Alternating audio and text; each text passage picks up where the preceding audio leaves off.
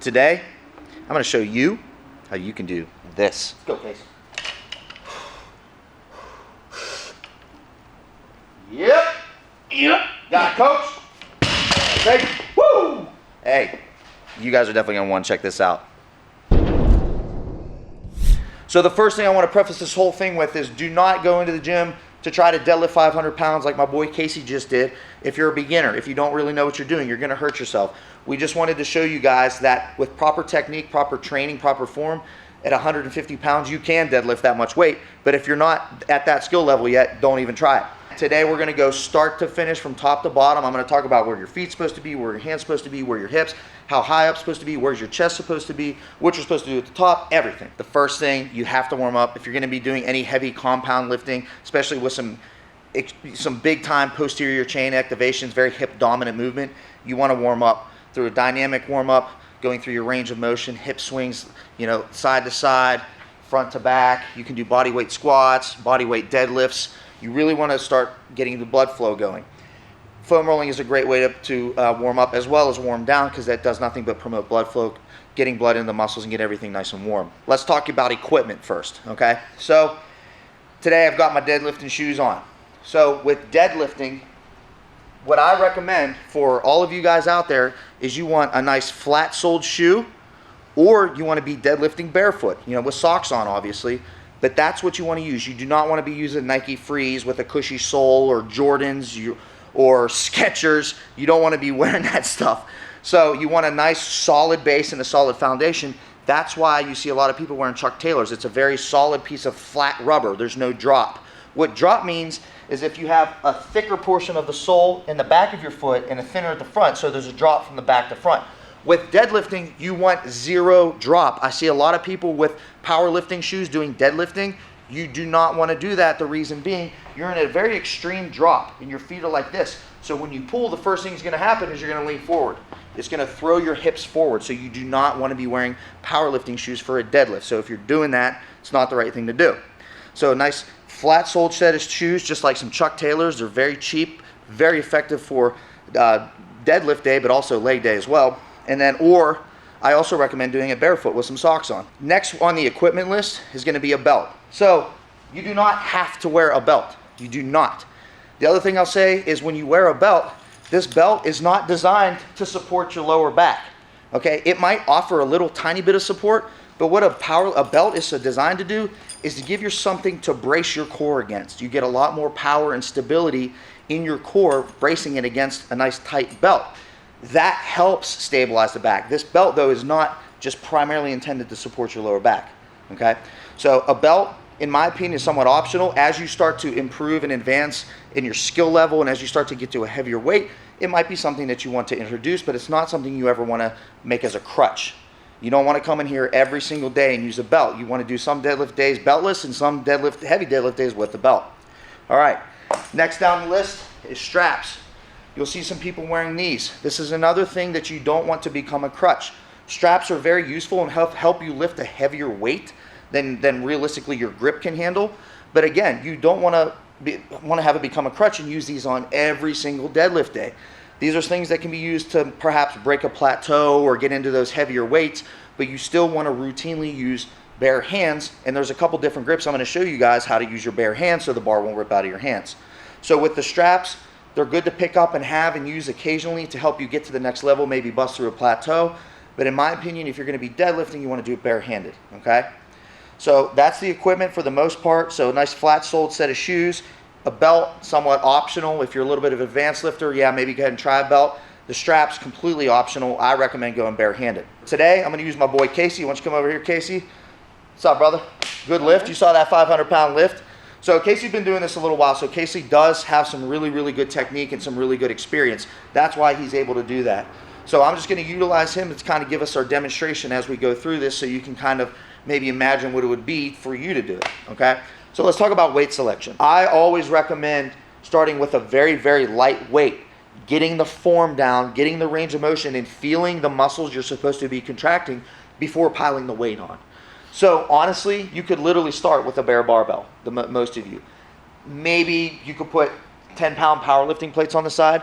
And I say you want a powerlifting plate You want to use these because if you were to use the smaller plate, like this, the actual bar itself is going to be much lower. So you're making it harder on yourself, and you're not going to learn the proper way. That's something completely different. Those are called deficit deadlifts. That's way different conversation for another day. So with your weight selection, always start with a lighter weight. Start with maybe just a bar, maybe some 10-pound powerlifting plates on each side. It all depends on your experience level. Now, if you've been lifting a long time, maybe start with just 145 on each side and see how that goes. Get the range of motion, get your form down, get all of your cues down, feel your lats, your posterior chain all engaging, then add some more weight. Let's talk about stance. Let's talk about where your feet are going to go. Sounds good. All right. So the other thing I'll say is there are different types of deadlift. There's a conventional deadlift, there's a stiff-legged deadlift, and then there's also a sumo deadlift. Exactly. So what we're going to do today is a conventional deadlift. So your feet should not be out wide. Okay? So with a conventional deadlift, generally you want your feet about shoulder width, maybe a little bit inside shoulder width, or maybe just a little outside shoulder width. It's whatever's comfortable for your hips. Everybody's hip joints and bones are pointed in a different direction when you're standing there naturally, so you need to find what's comfortable for you. But at no point should your feet be wide enough as when you bend down, your arms hit your knees. So your feet should be somewhere in, as Casey has it, in about that shoulder width apart or so. Okay? So that's how far his feet are supposed to be. Now, how close is he supposed to stand to the bar? So when Casey's standing over the bar, as he looks down, he wants that bar just about over the middle of his feet. Okay? He doesn't want it way out here over his toes because, as you can see, that rounds my lower back when I'm grabbing a bar out there. And you don't want it all the way in here against your shins because as soon as you pull that bar up, it's going to scrape your shins. You want it just about over the middle of your foot. So when you're looking down, you can actually, to remember for a good reference, so that way when you go to deadlift, every single time you do it in the right place, you can count your laces. Count how many laces up you see as you look down. That way it's just a little extra cue so you can identify where the bar is supposed to be. Let's also talk about, with his feet, actually where his contact points and pressure points are supposed to be on feet. Because the one thing you definitely don't want to do is, even though you might have your feet in the right position and flat, when you lift, you might be pushing on the inside of your foot and you cave your knees in, something like that. So that's another thing I wanted to go over is a good thing to do is they call it screwing yourself into the ground. As weird as that sounds. But actually, if you just rotate your hips just a little bit like this, you'll feel your feet almost grab the ground, kind of like you're grabbing it almost if you had monkey feet. No kidding. And when you do that, your contact points are going to be obviously on your toes, the outside of your foot, and your heel. Those are where you really want your contact points and your pressure points as you drive up. Then when he's going to be lifting the bar, he's going to be pushing down through the midsole and the heel of his foot, not up on his toes, never up on his toes. Okay?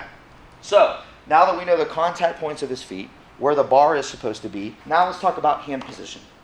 So, again, this is a conventional deadlift. We're not sumo deadlifting here, so you don't want your hands all the way in here like that. Conventional deadlift, where you want your arms just outside of your knees. So as you can see, when he bends down, he finds his perfect hand position, bar out, his arms just outside of his knees, not touching, and that way it's going to clear as he stands up. Let's talk about the grip, because I told you guys before, straps, optional. In my opinion, we want to go barehanded. So you've got a regular, what's called overhand grip. That's just taking two hands, overhand, just like this. That's a traditional grip. I like this grip because everything is even in your back, but as you start to get a heavier weight, that bar is going to rip right out of your hands. There's just no way. You're just, forearm strength isn't going to be enough to handle it. Your next grip is what's called an over-under grip. That's where he has one hand with a supinated grip and one hand with a pronated grip, which his hand is overhand. This grip is actually going to allow you to pull a lot more weight. You'll be surprised. Now, the only thing is with this grip is you'll notice when you'll feel it in your back, everything's going to feel a little bit off because you have one hand underhand, one hand overhand. What you want to do is alternate those grips. Either maybe every set, every few reps. You just don't want to have one side become dominant. The other thing we'll notice here is Casey's arms, when he bends down, perfectly straight. You don't want your arms bent. That's asking for a torn bicep. At no point should you have your arms bent like this. Completely straight, ready to lift. Let's briefly talk about the hook grip. Okay. Some people might wonder about that. A hook grip is really a very, very advanced powerlifting, CrossFit grip. And what it does is it allows you to lift more weight using that overhand grip I told you about without having to use an over-under.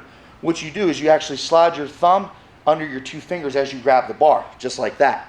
It's a little painful and takes, just like a golf swing, takes a while to get used to, but if you can master it, you will never have to use wrist straps, promise you.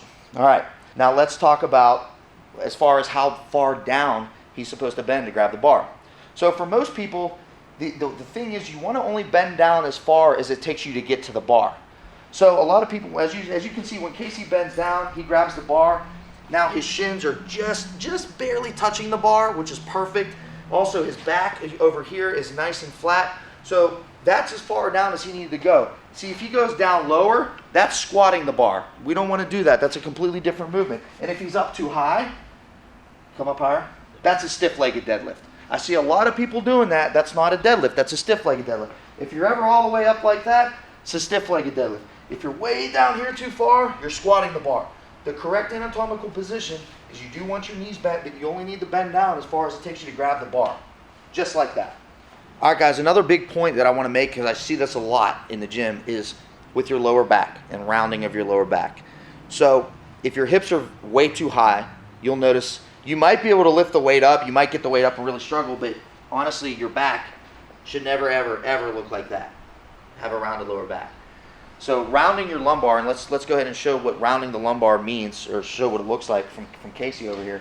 So as you can see, when he's lifting here, this curve to his back, we don't want that, ever. This is really jeopardizing his spine right here, his lumbar, his vertebrae. You can pinch a nerve. You can really screw up yourself.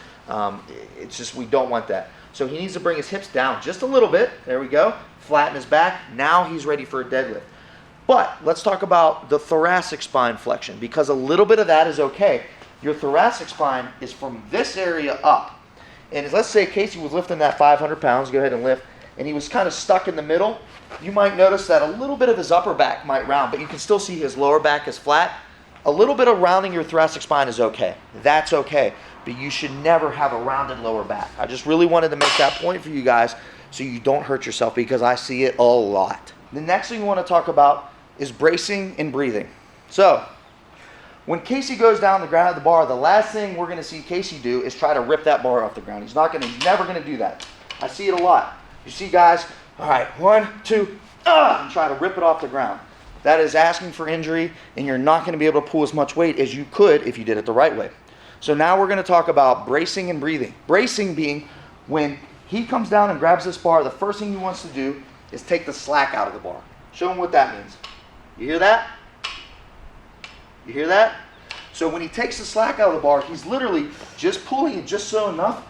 There's a little bit of play in these collars. So he's pulling it ever so lightly that play goes away, and he takes the slack out. Now, then as soon as he lifts, that bar is going to come up. If he were to not take the slack out, he would have a little inch or two there where he'd be pulling nothing. And it kind of turns into a jerking scenario and puts a lot of pressure on your lower back. So that's the first thing, is called take the slack out of the bar. As you take the slack out of the bar, the next thing you want to do is pack your back. What that means is you really want to tighten your lats, you tighten your core, and you also tighten your hamstrings and glutes. If you can show them what that means. So he took the slack out, now he's tight. His lats right here are very tight, his glutes are tight, and his hamstrings are tight. Now he's ready to lift. Go ahead. Just like that. Boom. Okay.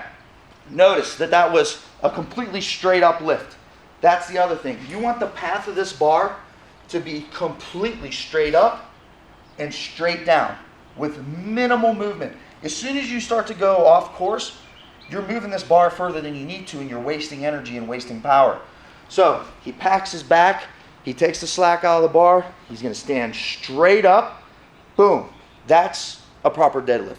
Now, what should you be feeling as you stand up? You should be feeling tightness in your hamstrings, your glutes, your lower back, lumbar, spinal erectors, and especially your lats. Guys, this is actually a back exercise. Don't do this on leg day. This is not a leg exercise. Yes, you do have some heavy leg involvement, very hip dominant, but this is primarily a back exercise. Make sure and do it on back days. Why don't we show them another rep? Overhand grip. Took the slack out, packed the back, stood up straight. So notice that when Casey comes up and he stands up, he really drives his hips forwards with a lot of power and speed. That's because, and that's the reason why, that this dude that weighs 150 pounds can lift 500 pounds. He has a lot of power, a lot of speed, and really good technique. Guys, you're probably not going to be able to do this, master this like Casey is in a week or two. This is something that you consistently work on. You should be deadlifting in the gym once, maybe twice a week, so it's gonna take you a while. But if you continue to work on your cues just like Casey, you'll be very surprised at how fast the weight you can lift progresses, how much better it feels, how there's no pain associated with it. You know, a lot of people I talk to with deadlifting are like, oh, it hurts my lower back, it hurts my knees. Well, more often than not, that's because they don't stretch, they don't warm up, and they have poor form, and they keep doing it over and over, and they're creating imbalances and tightness, but that's a whole nother conversation for another day. So guys, this was some great demonstration from Casey Day. Any other tips or pointers that you want to throw out for these guys? Other than that, obviously you don't deadlift 500 overnight. Yep. So it takes time. I only started deadlifting maybe like 2.5, 3 years ago.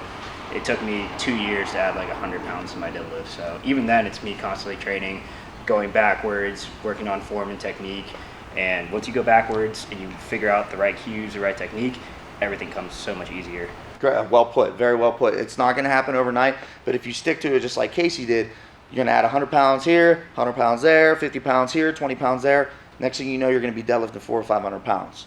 So I really enjoyed this video. Thank you, Casey, so much. Guys, this was some awesome content. You saw this dude, 150 pounds, just deadlift 500. It's amazing. And it's just, the guy is just, yeah, he's a beast, but he has good technique, and he works hard, and he concentrates on his form, and that's how you're going to excel at this. So for more workouts, nutrition, tutorial videos just like this, make sure and tune in to Six Pack Abs YouTube channel. Make sure and comment, like, share this video if you really liked what you saw. If you want to see some other videos, comment below. Tell us what you want to see. It's from your boy Casey. And Johnny. We'll see you guys later.